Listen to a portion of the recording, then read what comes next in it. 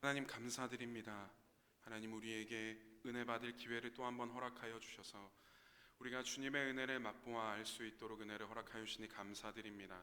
하나님 아버지, 이 시간 주님 앞에 우리의 마음을 드리며 기도하였던 것처럼 하나님, 예수님이 우리에게 어떠한 사랑을 베푸셨는지를 날마다 기억하여 하나님 그 사랑의 빚진 자 되어 이 땅을 살아가는 우리가 되게 하여 주시옵소서. 감사드립니다. 예수님의 이름으로 기도드렸습니다. 아멘. 오늘 우리가 함께 보실 하나님 말씀은 누가복음 15장 1절에서 7절 말씀입니다.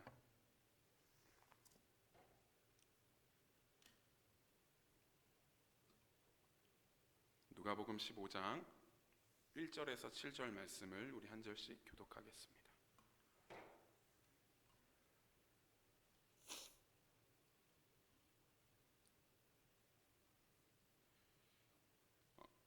1절 말씀을 제가 먼저 봉독하겠습니다. 모든 세리와 죄인들이 말씀을 들으러 가까이 나아오니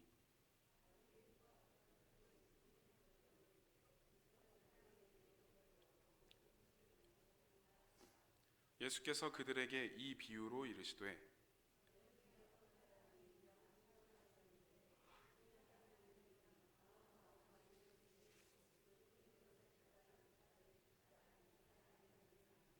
또 찾아낸즉 즐거워 어깨에 메고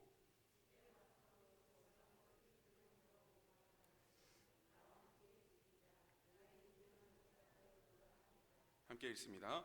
내가 너희에게 이르노니 이와 같이 죄인 한 사람이 회개하면 하늘에서는 회개할 것 없는 의인 99으로 말미암아 기뻐하는 것보다 더하리라. 아멘. 할렐루야. 아멘. 오늘 말씀은 우리가 잘 아는 예수님의 그 여러 가지 비유 중에 잃은 양의 비유를 말씀을 하시는 내용입니다. 우리가 자주 듣기도 했고 어느 교회에서도 여기저기 그림으로 붙어 있어서 한 번쯤은 보셨을 겁니다. 목자이신 예수님께서 이제 양 한 마리를 이렇게 안고 계신 그런 그림이죠.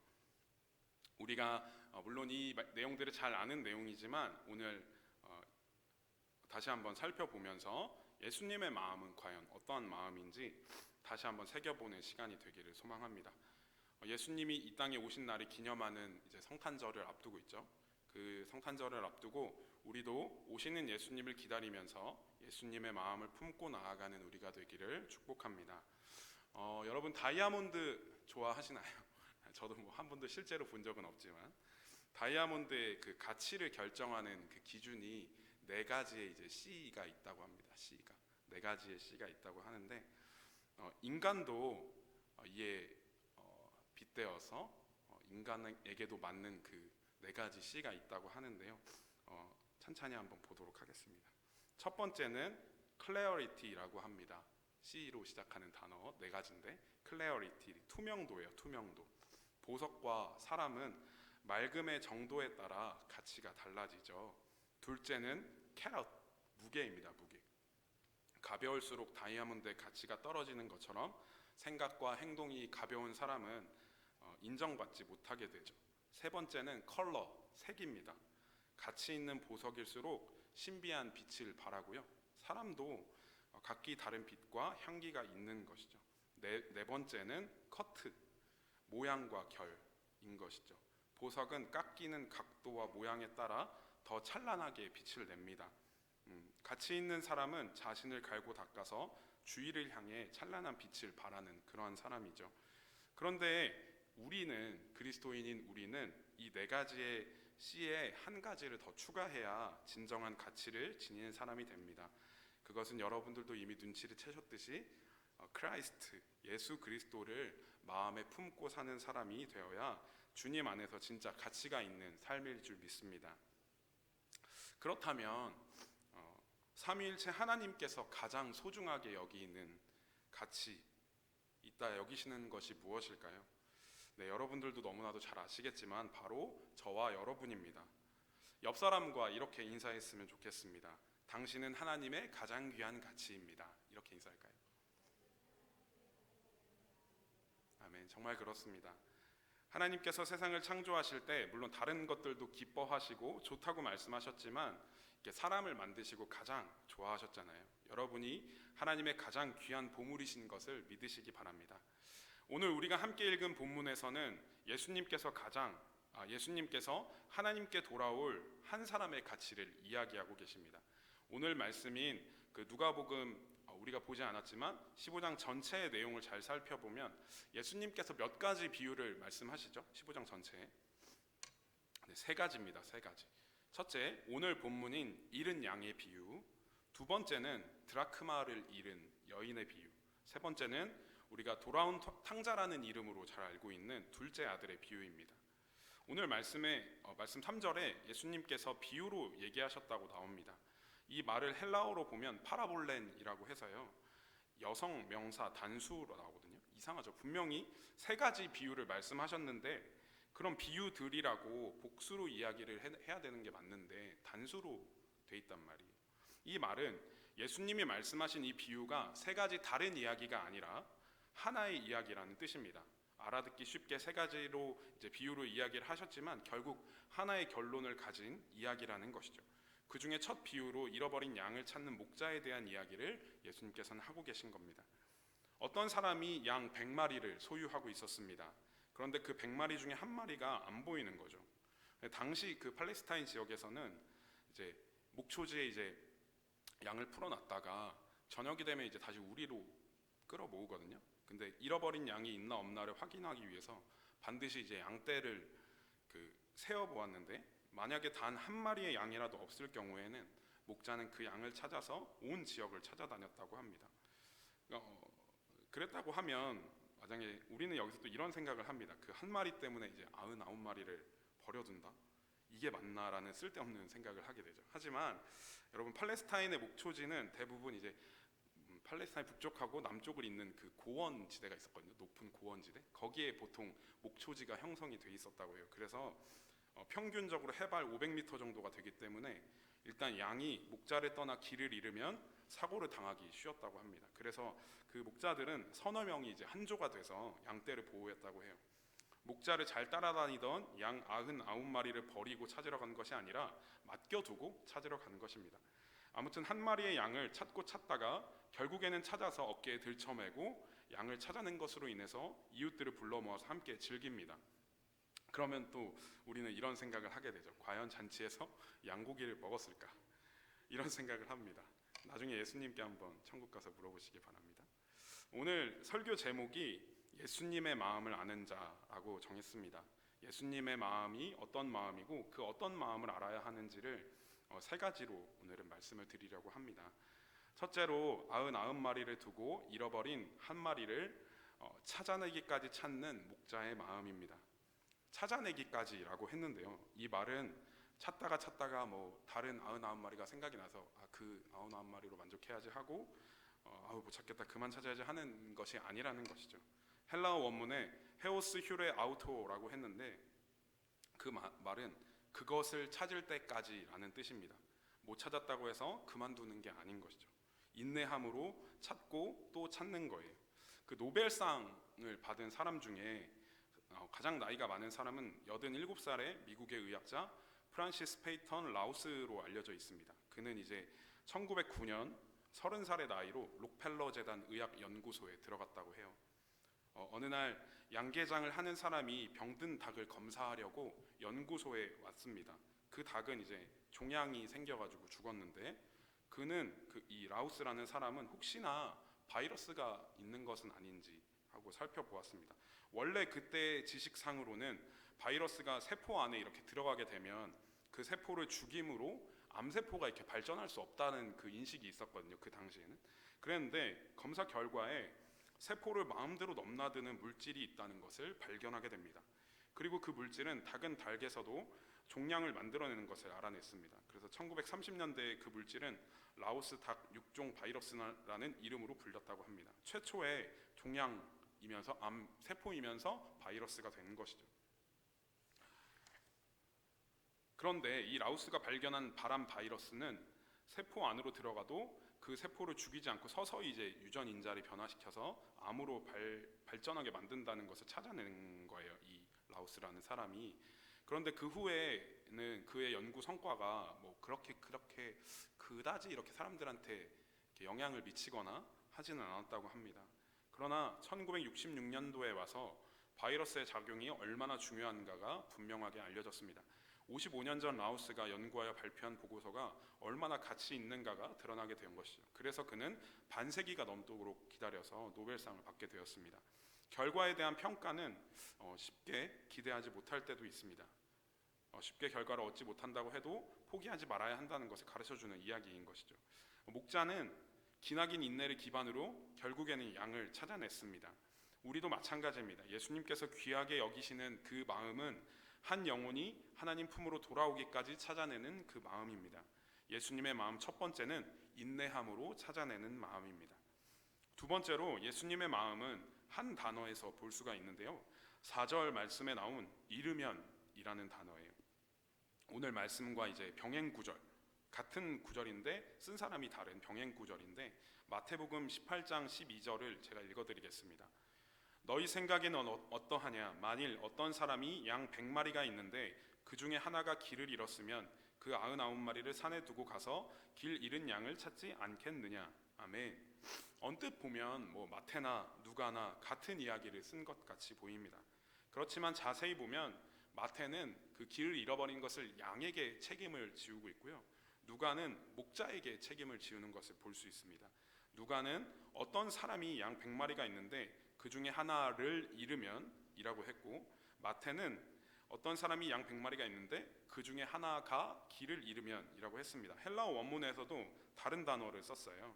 마태복음에서는 잃다라는 표현에 대해서 플라네데라고 해서 3인칭 단수거든요. 그가 벗어났다라는 뜻입니다. 근데 반면에 누가는 아폴레시스라고 해서 남성 주격 단수인데 내가 잃어버렸다라는 뜻이에요. 분명히 인간이 죄의 길에 빠진 것은 죄인인 인간에게 원인이 있습니다. 그게 사실 맞죠. 목자이신 예수님께 탓이 있는 게 아닙니다. 그런데 누가가 생각한 목자의 마음은 길을 헤매고 있을 이 양을 생각하면서 자책하면서 안타까워하면서 이제 찾아다니는 그 마음인 것이죠. 그러니까 5절에 나온 것처럼 찾은 후에 끌고 오는 것이 아니라 어깨에 메고 오는 것입니다. 길 잃은 양이 얼마나 지쳐 있었겠어요.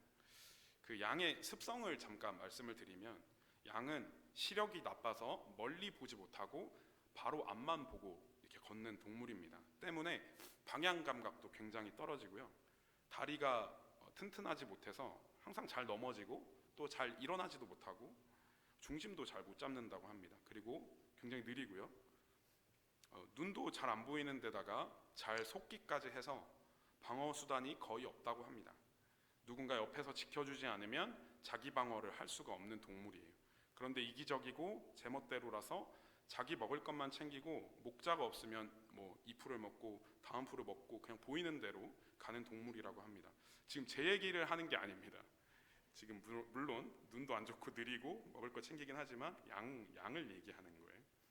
이런 양이 길을 잃고 여기저기 이제 넘어지면서 헤맸으니까 얼마나 지쳤겠어요. 그러니까 목자가 가엾게 여겨서 양쪽 어깨에 메고 돌아오는 것이죠. 예수님의 마음 두 번째는 잃어버린 양에게 책임감을 느끼고 사랑하는 마음인 것입니다. 세 번째로 예수님의 마음은 마침내 찾아낸 한 마리의 양으로 인해 기뻐하는 마음입니다. 양의 비유뿐만 아니라 뒤에 있는 드라크마와 탕자의 비유에서도 알 수 있듯이 잃어버린 사람이 결국에 그것을 찾아냈을 때 양이나 아들을 주인은 나무라지 않는다는 것이죠. 이웃과 함께 잔치를 열 정도로 오히려 크게 기뻐합니다. 어쩌면 목자는 그 한 마리 양의 값어치보다 더 큰 값으로 이웃에게 잔치를 베풀었을지도 모르겠습니다.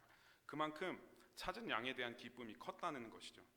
우리는 가끔 하나님의 나라를 확장하고 잃어버린 한 영혼을 위하는 일에 계산적일 때가 있습니다. 오늘 말씀 이전에 나타난 바리새인과 서기관의 모습을 보면 예수님께서 세리와 죄인들과 함께 있는 것을 보고 죄인들을 맞이하고 그들과 같이 밥도 먹는다고 하면서 수군거립니다. 그런데 이 모습은 예수님을 시기하고 질투해서일 수도 있지만 당시 유대인들의 정결 예식에 열심으로 따랐던 그들에게는 죄인들과 같이 식사를 하는 것이 해서는 안 되는 행동이었기 때문이었습니다. 하지만 예수님에게는 그러한 율법보다 한 영혼이 더 소중함을 가르치시고 직접 보여주신 것이죠. 인도의 한 장사꾼이 그가 소유한 집 한 채를 팔기로 했다고 합니다. 그래서 그는 직원을 고용해서 팔려고 내놓은 집에 대한 광고를 신문에 내도록 했다고 합니다. 그 직원은 그 집을 구석구석 잘 조사해서 집의 구조와 시설을 분명하고 정확하게 설명해서 광고를 냈다고 해요. 그렇게 다음날 아침이 되었는데 집주인이 이렇게 손에 신문을 이렇게 흔들면서 뛰어왔대요, 사무실에. 집 파는 거 취소라고 하면서 이렇게 흥분한 목소리로 뛰어들어왔다고 합니다.